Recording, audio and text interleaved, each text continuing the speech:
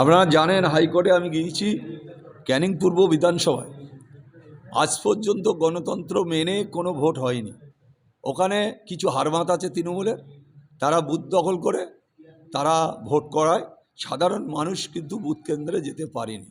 তাই আমি হাইকোর্টে একটা রিট করেছিলাম যে যদি গণতন্ত্র পদ্ধতিতে ভোট হয়, ক্যানিং পূর্ব প্রশাসনিক তৎপরতা থাকে, সেই কারণে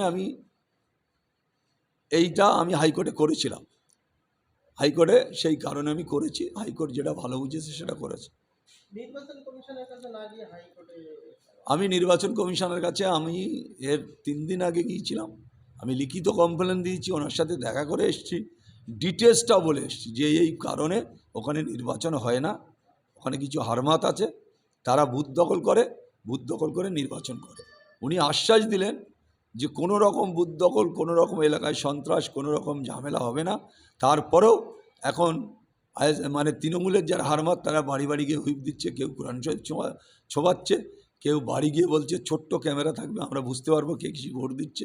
এই যে মানসিকতা বা এই যে চিন্তাভাবনা, এটা তো ওরা 34 বছর সিপিএম করে এসছে, এখন তৃণমূলে এসে সেই চিন্তাভাবনাটাই রেখেছে।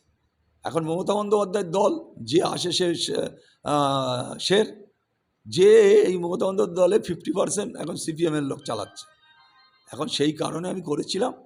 তারপরে হাইকোর্ট কোনো অর্ডার এখনও হয়নি, যেটা হাইকোর্ট বুঝবে সেটা করবে।